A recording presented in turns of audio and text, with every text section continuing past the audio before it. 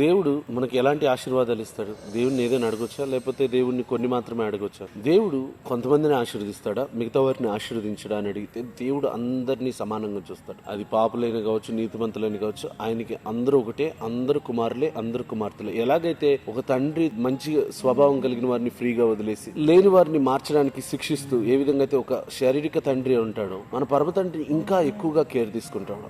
ఆయన దృష్టికి అందరూ ఒకటి. ఆయన్ని మనస్ఫూర్తిగా మనం ఏది అడిగితే అది పొందుకోగలుగుతాం. రోమిలికి రాసిన పత్రిక 8వ అధ్యాయం 32వ వచనం, తన సొంత కుమారుని అనుగ్రహించుటకు వెనుక తీయక మన అందరి కొరకు ఆయనను అప్పగించిన వాడు ఆయనతో పాటు సమస్తమును మనకెందుకు అనుగ్రహించాడు. ఇప్పుడు దేవుడు లోకమును ఎంతో ప్రేమించి తన కుమారుని అనుగ్రహించాడు. తన సొంత కుమారుని మన కొరకు ఈ భూమి మీదకి పంపించి తన ప్రాణము సిలువ మీద అర్పించే అంత స్థితికి తన కుమారుని పంపించినప్పుడు మనం ఒకవేళ డబ్బు అడిగితే డబ్బు ఎందుకు ఇవ్వలేరు? మనం ఆస్తిని అడిగితే ఆస్తిని ఎందుకు ఇవ్వడు? దేవుడు ఆస్తిని ఇవ్వడు, ఆస్తిని సంపాదించుకునే జ్ఞానాన్ని ఇస్తాడు. ఆయనకు అసాధ్యమైనది ఏది లేదు. ఆయన అడిగేటప్పుడు అవిశ్వాసంతో అడగకూడదు, డౌట్తో అడగకూడదు. ఎప్పుడైనా విశ్వాసంతో మనం అడగగలిగితే అది ఏదైనా సరే, నన్ను అడుగుము భూమిని నీకు స్వాస్థ్యంగా ఇస్తానని చెప్పాడు. యెహోవా ఆశీర్వాదం ఐశ్వర్యం ఇచ్చిన దేవుని వారు. Whatever the situation you are, maybe whatever the situation you are facing, God loves you and he is ready to give you whatever you want. నా యందు మీరు, మీ యందు నా మాటలు నిలిచిన ఎడల మీకు ఏది ఇష్టం అడుగుడి, దాన్ని నేను మీకు అనుగ్రహించునని చెప్తున్నాను. అడుగుడి మీకు